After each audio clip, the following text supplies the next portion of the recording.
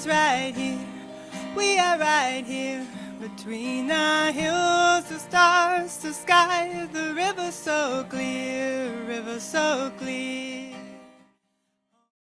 Good morning and welcome. Welcome to the home of Unitarian Universalism in Bismarck, Mandan.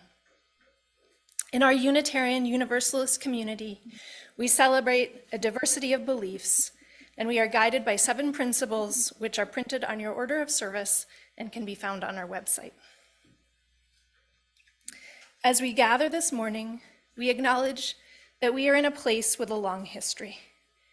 We are in a place to which Nuita, Hidatsa, Sanish, Dakota, Lakota, Distista, Eti, and Anishinaabe peoples all claim belonging, connection, and deep knowledge. In recognizing all our relatives here, human and more than human, may we honor who and where we are today and find our way to be in right relationship here. This congregation is a place where we gather to nurture one another, to be supported on our life journey, and to put our beliefs into action through work in our communities and in the wider world. My name is Mary Wilson. I'm a member of our Board of Trustees, and I'll be facilitating this morning's service. And now let us join in a spirit of meditation, reflection, or prayer as we deepen into our service and share our opening words for this morning. This reading comes from Brené Brown. Authenticity is not a default behavior. It can seem easier just to be what others want us to be, whether that means nodding in agreement when our bosses say something we don't actually believe, or choosing ridiculously uncomfortable shoes to impress our new group of friends. There are so many messages telling us how to look and behave. To tune them out, we may need to take action. To be authentic, we must cultivate the courage to be imperfect and vulnerable. We have to believe that we are fundamentally worthy of love and acceptance just as we are. I've learned that there is no better way to invite more grace, gratitude, and joy into our lives than by mindfully practicing authenticity. Even when it's hard, and even when we're wrestling with the shame and fear of not being good enough, and especially when the joy is so intense that we're afraid to let ourselves feel it. It's these moments in life that demand we show up, that we let go of who we think we're supposed to be and embrace who we really are. So each Sunday morning, we light our chalice. This is a symbol of Unitarian Universalist faith that connects us to congregations across the world. This morning, Carol Jean Larson will light our chalice. As she does, let the flame be the divine light that shines in each of us, reflected by the truth at the center of every being. And our chalice lighting words are entitled, Open to Unexpected Answers by Julianne Lepp. We seek our place in the world and the answers to our heart's deep questions. As we seek, may our hearts be open to unexpected answers. May the light of our chalice remind us that this is a community of warmth, of wisdom, and welcoming of multiple truths. So this morning's program is titled Follow Your Truth. Living life authentically can be a blessing and a curse. Hannah Vanorny will speak about her spiritual journey and the decision to follow her truth and leave the Catholic monastery and be true to herself. As I was thinking about this talk, I was reminded of a very specific moment about 6 months ago when I realized just how much my life had done a full 360 in the last year and a half. Happened, I was guest preaching at the United Church of Christ. First time, I had just finished a kind of chaotic children's sermon and was about to read the gospel. And as I looked out at the congregation, Just kind of lost my breath in the surrealness of it all for a moment. What was I doing up there? A woman legitimately leading a church service, and not because we had run out of male priests, but because that's how it was in this church. Women, men, equal leaders. I still felt kind of shady, like being up there was something I should not be doing, but I also felt alive and exhilarated. The center of me flaming with the knowledge that this is where I needed to be, where I would have been sooner if I was honest with myself. And one thing I'm determined to be now is authentic to myself. And that's a right that belongs to every person. So I was not just a Roman Catholic for all of my life until almost the last 2 years. I was a Catholic religious sister, a certified nun.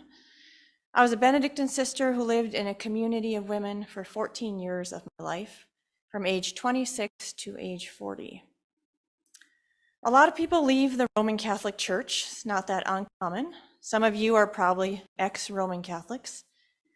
However, leaving the church meant I had to leave my religious community too, and that was not acceptable to me for many years. I loved my religious community and the sisters that I lived with, and the bigger Benedictine world of men and women. The Benedictine charism of peace and hospitality is beautiful, and I learned a lot about myself as a sister. I had a lot of opportunities, I traveled, I took on leadership roles, I matured as a person, and those things will always be a part of me. However, it's hard for me to remember a time when I didn't chafe against the church, at least internally. Its refusal to allow women to be priests or deacons, its official teaching on LGBTQ issues, its sometimes seemingly anti-refugee stance. The Catholic Church is currently full of good people and groups working to change things, the Women's Ordination Conference, Future Church. But I could not feel that hopefulness or progress in my own journey as a Catholic woman here in Bismarck. I could only feel despair, especially when I realized I had to stay silent about these issues. As a sister, I couldn't voice them.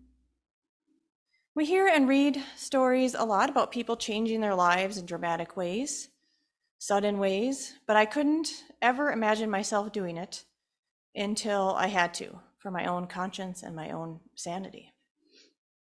Let's back up a moment. I'm 42 years old now. It was really about 6 or 7 years ago when I started to feel very uncomfortable in my role as a Catholic woman.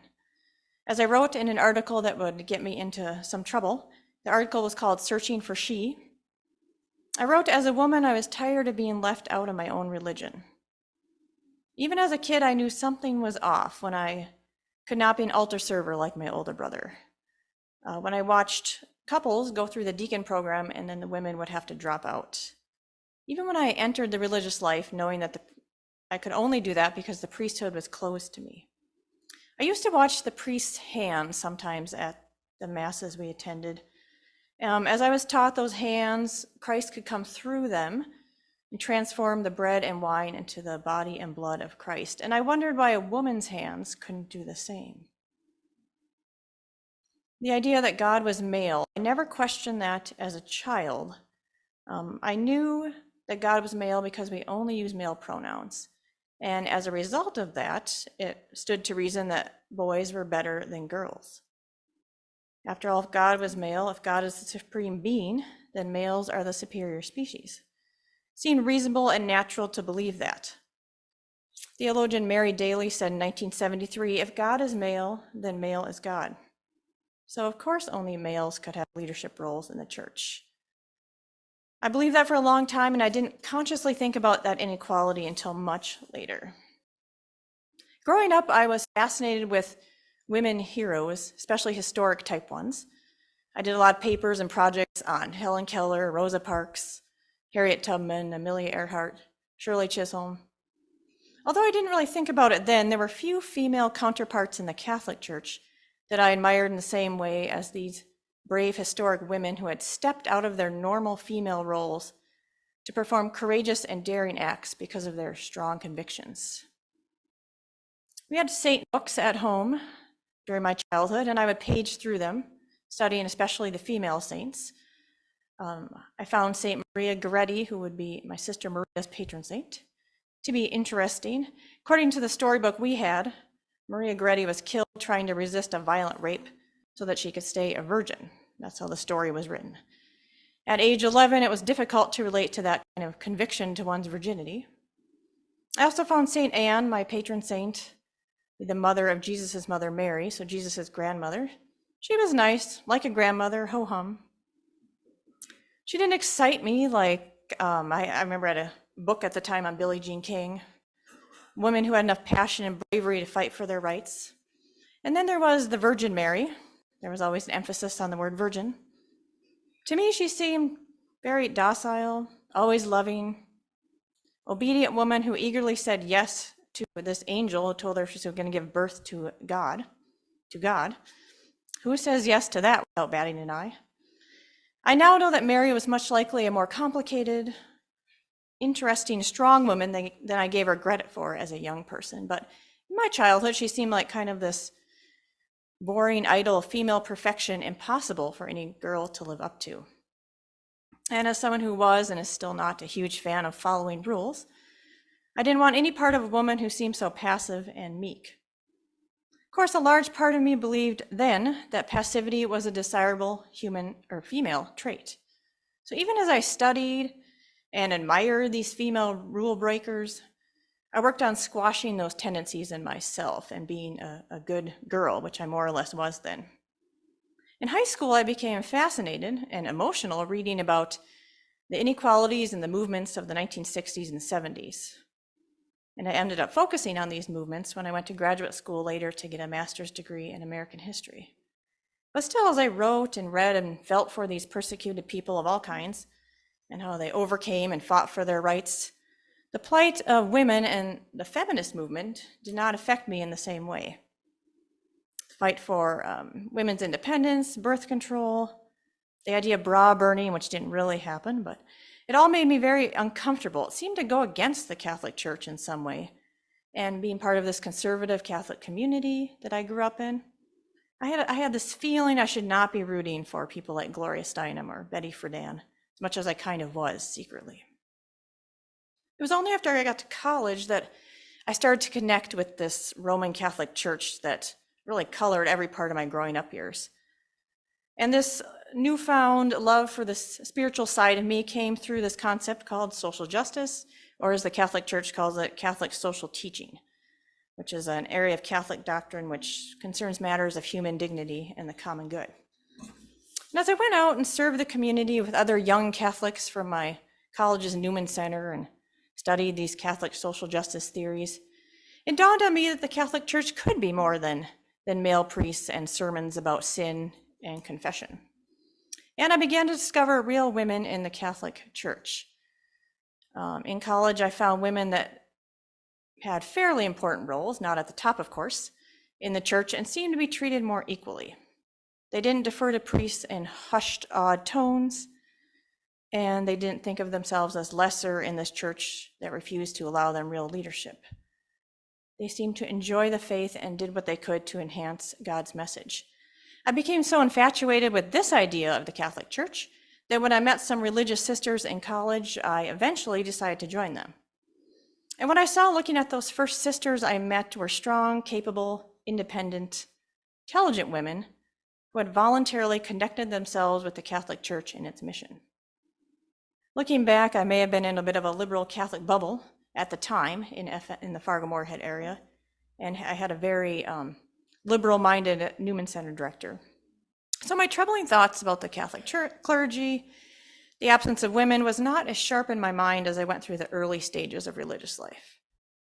Yes, none of the smart, theology-educated women I lived with at the monastery were allowed to preach or take a leadership role, but I was able to mentally separate the liberation movements I cared about from the inequality in the church I belonged to.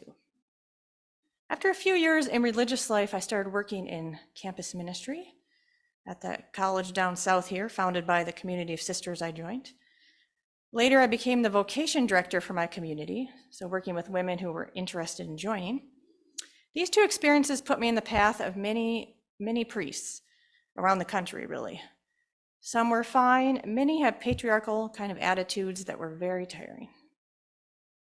After my stint in campus ministry, I started to teach a class, North Dakota history, out at the same college. We tackled the discrimination against Native Americans at boarding schools. We read about sisters who, of course, were among some of those abusers, among other religions. In these last years, I've been troubled by the way refugees and immigrants have been treated, sometimes by the church, children sexually abused by clergy or another area of concern. Sometimes the church seemed to make attempts to address some of these issues, but more often I was disappointed by its non-actions and responses. And something began to shift inside me, this uncomfortable swirling in my gut at Mass and at other encounters. It took me a while to realize what it was, a deep, burning anger, which only grew worse as it could not reach my mouth. I was very much silenced in a male-dominated institution. I felt affected in a personal way as a woman in this church. And for the past 5 or so years, I just wanted to yell from the rooftops about the unfairness of it all. To tell people about the complete ridiculousness of barring women, half the population supposedly made in God's image, from sharing their gifts and knowledge in front of people at Mass. I threw myself into studying women and Christianity. I was very much impacted by a book by Sue Monk Kidd called The Dance of the Dissident Daughter. I read it on a whim. I just happened to see it in the library where I work.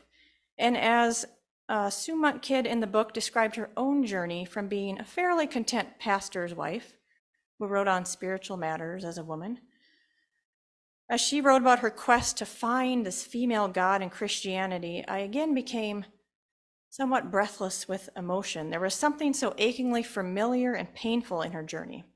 I cried through much of the book. All this time, just as I was resigned to males ruling this Catholic church I was in, I was also resigned to the fact that God was a man, as I had learned as a child. My faith and sort of outlook changed dramatically when I started to call God she, thinking that God could be prayed to as male, female, spirit was so freeing that I threw myself into finding female images of God. I started collecting pictures of female gods, goddesses, female spirits, anything I could find. And I cut them out and put them in my prayer books at the monastery so that when we did our prayer at the monastery, the Liturgy of the Hours, our morning and evening prayer, where we did use inclusive language, but when we prayed those, I would see these pictures as I turned the pages and be reminded of the strong women surrounding me in the monastery, and that we too were all images of God. Later, I collected many, not all of them, and put them on a board, which is right there, which I have hanging up in my place now. I read articles and quotes from anyone who mentioned God as a female. I looked at music. I found composers who wrote about God as a woman, or as the wisdom figure Sophia. I learned about female words and imagery for God, like in the Old Testament, El Shaddai, translated means the many-breasted one. A reminder, as writer Susan Harrison says, that God affirms and approves of the female body and identifies with its power. I learned about Shekinah, the female presence of God in Jewish theology, and Ruah, the female term for the breath of God in Hebrew that flows through us all. I read When God Was a Woman, a book, 1976, by Merlin Stone, that tells the story of a goddess who reigned supreme in the Middle and Near East in ancient times, and how that ancient matrilineal society was eventually taken over by Judeo-Christians, who turned our culture into a male-dominated patriarchal society of religion and life. And as I wrote and explored and studied, I knew all the while I was going to have to leave the church I grew up in, the church I was such a heavy part of, to find that goddess, that feminine God, the Ruah, the breath of spirit within me. So even before I left the monastery, I started exploring other churches outside the Roman Catholic institution. I was both shocked and thrilled when I started to meet female pastors from other Christian denominations. It also made me angry to realize that hearing the word of God from a woman's mouth was so unusual for me that I was shocked about it. I went to some of these female pastors' services. I watched the way they preached. And I began to seek out and find other liturgies where females and males were equals, where I did not feel left out as a woman. I went to Episcopal services, ELCA, Unitarian, United Church of Christ. Went to my friends' Muslim services.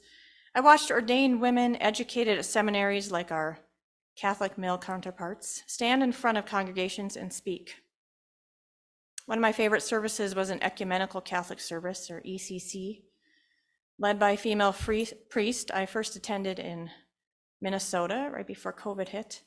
And at this Mass, like at all EC services, everyone was welcome at communion, and their feeling of kindness and kind of this fierce inclusivity about the service. I imagine it's the kind of inclusivity that Jesus taught as he cavorted with fishers, tax collectors, sinners, and everyone in between.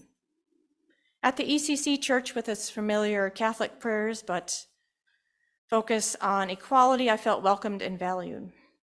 I felt that I could breathe there. Here in Bismarck, at the local United Church of Christ, I took a folk dance class there. I got to know some of the parishioners and started attending a very free-for-all Bible study and met the female lead minister. As I mentioned at the beginning of this talk, I did some guest preaching there, and just recently I became an official member of that church. I received my official indult of departure from the Vatican last March, so that released me from my religious vows that had to come from Rome. And I'm currently enjoying embracing diversity and love in all areas of my life as much as I can. Currently, I'm trying to learn Farsi so I can speak with my Afghani friends. I've become involved in Girl Scouts with their strong focus on girl leadership and confidence.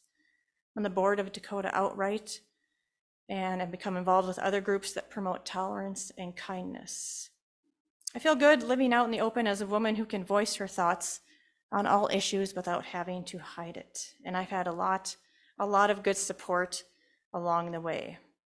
The goddess within me is strong, and I want to thank you all for listening today.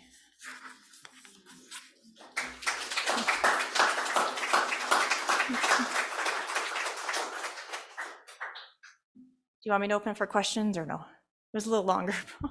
Okay, is there any questions? Yes. And I was wondering about your family and how they feel about your journey. I'm sure that was been challenging. Yes, that's a good question. Yeah, my family, my parents are still very much Roman Catholic. My dad is a deacon in the church. It's been difficult. It started out as a very don't ask, don't tell thing. They didn't disown me, but they didn't understand it. And it's been particularly hard on my mom. But she's come around. We don't really talk about it, but it's accepted. So, and my siblings have been very, very supportive. So it's been challenging, but okay. Yeah. Oh, good. Thank you.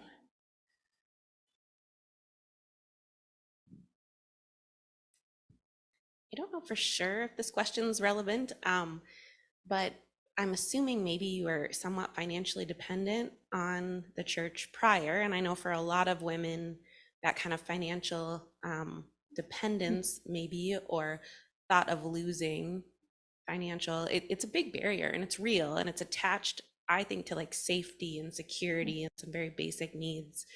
Was that part of, did financial dynamics play a role? And what do you do now if you were formerly kind of employed or cared for by the church? Sure.